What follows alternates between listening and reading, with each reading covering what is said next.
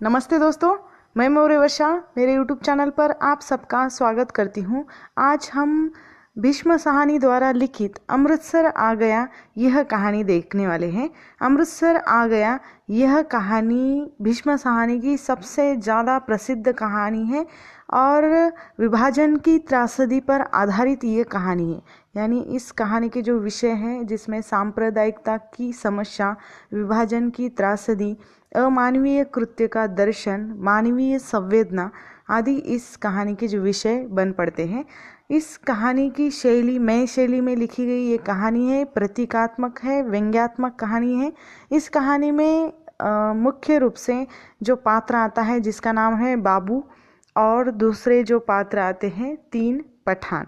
ठीक है, इस कहानी में जो एक ट्रेन का या एक रेलवे का सफ़र और उसमें जो सफ़र करने वाले जो यात्री लोग हैं उनके साथ क्या क्या घटित होता है, इस पर यह आधारित कहानी है। तो चलिए पहले हम कहानी देख लेते हैं। भीष्म साहनी का स्थान तो आप लोगों को पता ही है। एक प्रख्यात प्रसिद्ध कहानीकार के रूप में वे जाने जाते हैं। उनकी जो वैचारिक पृष्ठभूमि है वह भी मानवीय संवेदना को लेकर, यानी जीवन के जो बिसरते जीवन मूल्य को लेकर उन्होंने कहानियाँ लिखी हैं।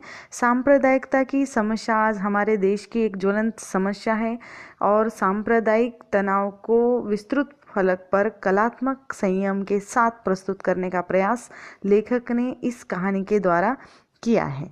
अब भयानक हिंसा, रक्तपात के बीच विभाजन की जो ट्रेजिडी से 15 अगस्त 1947 को स्वाधीन भारत का जन्म हुआ, सारे उत्सव और उल्लास पर अवसाद की गहरी काली छाया पड़ी हुई दिखाई देती है। एक और पाकिस्तान बनने की जो घोषणा की जा चुकी थी, दूसरी ओर दिल्ली में स्वाधीनता दिवस के समारोह का भव्य आयोजन किया गया था। लेखक दिल्ली के स्वाधीनता दिवस समारोह को देखने जा रहे हैं। गाड़ी में उन्होंने जो कुछ भी देखा, महसूस किया, वही उन्होंने इस कहानी के माध्यम से हमारे सामने प्रस्तुत किया है। यानी एक वर्ण विषय है, वर्णनात्मक तरीके से उन्होंने ये व्यंग्यात्मक कहानी कही है। इस कहानी में इस सत्य को उद्घाटित किया गया है कि सांप्रदायिक भावनाओं को जो विनिष्ट करने के लिए विभाजन कोई उपलब्धि नहीं थी। विभाजन के पश्चात भी जातिगत जो द्वेष है, घृणा है और बहुत सारे अमानवीय कृत्य समाज में दिखाई देते हैं। विभाजन हो चुका है, गाड़ी में बहुत सारे लोग बैठे हैं जिसमें 3 पठान और एक दुबला पतला बाबू विशेष उल्लेखनीय है। यानी जिसमें पाकिस्तान के इलाके से भारत आ रही ट्रेन में बैठे कुछ हिंदू मुसलमान यात्रियों के आपसी व्यवहार, हंसी मजाक, रेल के डिब्बे में जो घुसने की कोशिश कर रहे हैं लोगों के प्रति, डिब्बे में बैठे लोगों का जो व्यवहार है तथा खुद के सुरक्षित दायरे के भीतर रहते हुए भी दूसरे पर हावी होने की जो मानसिकता को यहाँ हम देख सकते हैं। ट्रेन में यात्रा कर रहे 3 पठान हैं और एक दुबला पतला जो व्यक्ति है, बार बार उसका मजाक उड़ाया जा रहा है, वह जो बाबू है। ठीक है, गाड़ी में बैठे लोग भविष्य में जीवन की रूपरेखा बना रहे थे। कोई भी अपने भविष्य के प्रति आश्वस्त नहीं था। किसी को इस बात का एहसास नहीं था कि कौन सा कदम सही होगा और कौन सा गलत, पर हंसी मजाक का दौर सामान्य गति से चल रहा था जिसमें विशेष आकर्षण का केंद्र यानी इस कहानी का जो मुख्य पात्र है पठान और बाबू बने हुए हैं।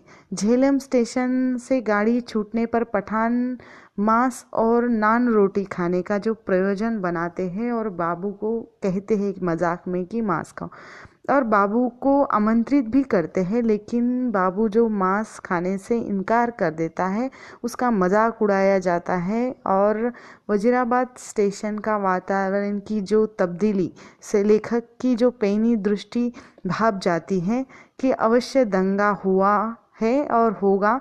नए मुसाफिरों के चढ़ने पर हर बार प्रतिवाद और विरोध जो बढ़ता जाता है और चढ़ने वाले चढ़ते जा रहे थे। सभी एक व्यक्ति मैले कुचले कपड़े से युक्त काले रंग की संदूक घसीटते चढ़ता हुआ और किसी को चढ़ने के लिए आवाज़ देता है। सहसा उसकी पत्नी और बच्चा भी गाड़ी के अंदर आ जाते हैं। अब डिब्बे के जो बैठे हुए लोग हैं वो विरोध करते हैं, विरोध के बावजूद भी वो सामान चढ़ाते हैं और खुद भी चढ़ जाते। डिब्बे में बैठे हुए पठान उसे निकालने के लिए बहुत सारी बातें कहते हैं, बिना सोचे समझे लात जमा देते हैं, और जो धोखे से उसकी पत्नी के कलेजे पर लग जाता है और वह पीड़ा से चिल्ला उठती है।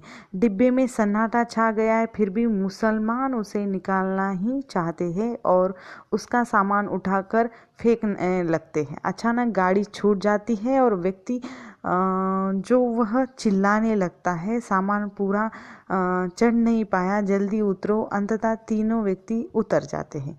गाड़ी सूने प्लेटफॉर्म को लांघती हुई आगे बढ़ती है। तभी लेखक के बगल में बैठा बाबू, जो बाहरी आग से संभवतः दंगा का जो परिणाम था, उस लेखक को अवगत कराता है। सभी मुसाफिर की दृष्टि से उसी दृश्य पर लग जाती है। गाड़ी के बाहर छोड़कर आगे बैठने पर सन्नाटा छाया था। बाबू का चेहरा पीला था, यानी डिब्बे में तनाव व्याप्त हो गया था। एक प्रतिक्रिया और होती है कि डिब्बे में, जैसे लेखक ने स्पष्ट किया है कि वजीराबाद स्टेशन से उसकी जानकारी होते 7 पठानों का तनाव ढीला पड़ जाता है। यानी वह जितनी देर तक जो बाबू है हिंदू है और ट्रेन के पाकिस्तान के मुस्लिम बहुत सारे इलाके से वो गुजर रही है, अंततः वो चुप रहकर सब कुछ बातें बर्दाश्त कर लेता है और वही अपनी भलाई समझता है। परंतु जैसे ही ट्रेन हरवंशपुरा पार करके अमृतसर पहुंचती है, इस दुबले पतले आदमी में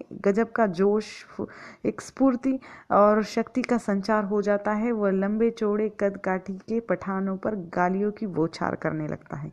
स्टेशन पर उतरकर जब थोड़ी देर बाद वह ट्रेन में लौटता है तो उसके हाथ में लोहे की जो छड़ होती है, इसका इरादा साफ होता है कि इस बीच वह पठान और उसके जो साथी लोग हैं मौका पाकर दूसरे डिब्बे में चले जाते हैं। डिब्बों की तलाश में वह आगे बढ़ते हैं, जिनमें मुसलमानों की संख्या ज़्यादा है, वहीं पर हो जाते हैं। लेखक लिखते हैं कि जो विभाजन पहले प्रत्येक डिब्बे के भीतर होता जा रहा था, अब सारी गाड़ी के स्तर पर होने लगा। ये उस कहानी का संवाद है, ठीक है।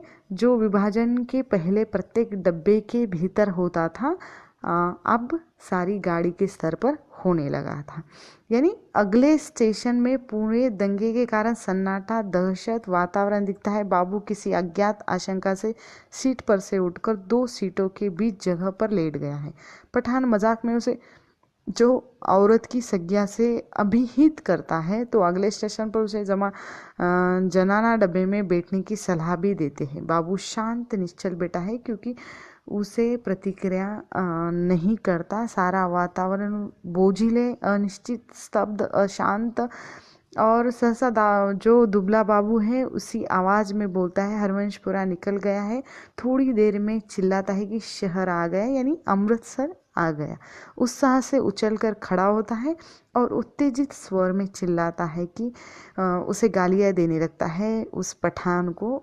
यानी अब इतनी देर तक जब वो चुप था, लेकिन जैसे ही अमृतसर आता है, शहर आता है, तो वो चिल्लाने लगता है, गालियां देने लगता है।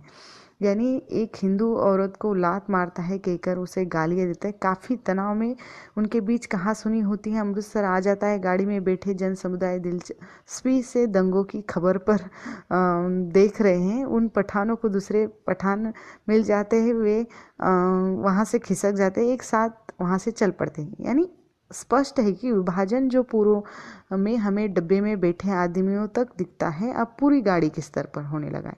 तभी सहसा बाबू आता दिखता है, जिसके हाथ में छड़ है। जैसे मैंने कहा, पठानों के निकल जाने पर अपना आक्रोश और अफसोस व्यक्त करता है। प्लेटफॉर्म पर चहल पहल ज़्यादा है। लेखक को अंदाजा हो जाता है कि बाबू का ध्यान पठानों पर था। संभवतः उसके सिर पर जुनून सवार था। गाड़ी पुनः वही समतल गति से चलने लगती है। यात्री नींद में ऊँघ रहे थे। तभी दरवाजा पर एक दस्तक सुनाई देती है। कोई निवेदन कर रहा है कि खुदा के लिए दरवाज़ा खोल दो, मेरे साथ औरत जात है, गाड़ी निकल जाएगी। और ये जो याचना कर रहे हैं, उस व्यक्ति ने अस्पष्ट स्वर के साथ जो सांस ली और उसी वक्त बाबू ने चमकते छड़ से उस पर भरपूर वार किया। उसके पैर लड़खड़ा गए, उसकी आंखें अधकुली हो रही, होठ फड़ा। क्यों हुआ ये सब? क्योंकि सामने वाला व्यक्ति जो मुसलमान था और बाबू जो है हिंदू है। आखिर ये जो बात हो रही है कि यहाँ किस गलती की सज़ा उन्हें दी गई है, उसके औरत अभी भी पटरी पर के साथ उन बातों से अनभिज्ञ दौड़ रही है। तभी वह आदमी कटे पेड़ की तरह गाड़ी पर से गिर पड़ा। उसकी पत्नी का भागना भी बंद हो गया, मानो उसका सफ़र एक साथ खत्म हो गया। बाबू संयत होकर पुनः अपना स्थान लेता है, ग्रहण करता है।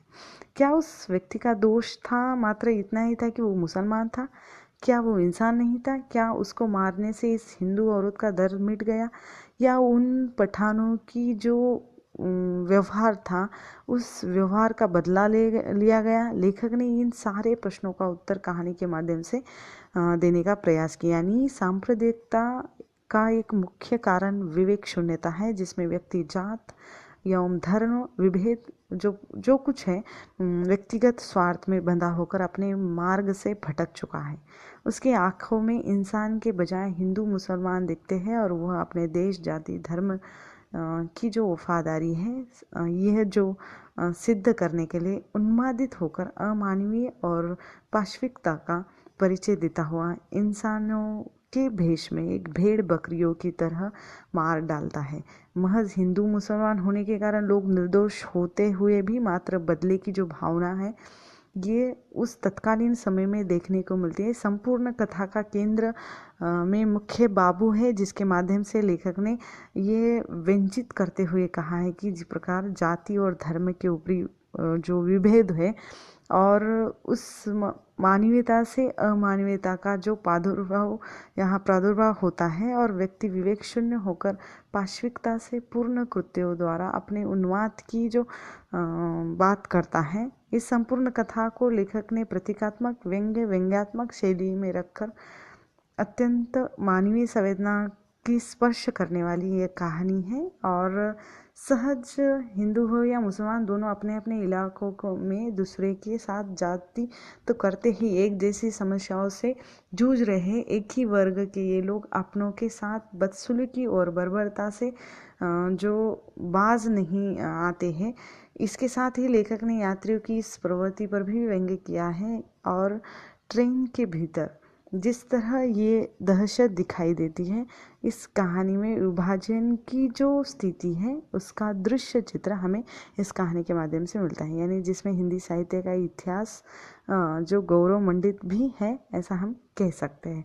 यानी विभाजन की त्रासदी पर आधारित ये कहानी अत्यंत चर्चित कहानी है लेखक की। ठीक है, तो धन्यवाद।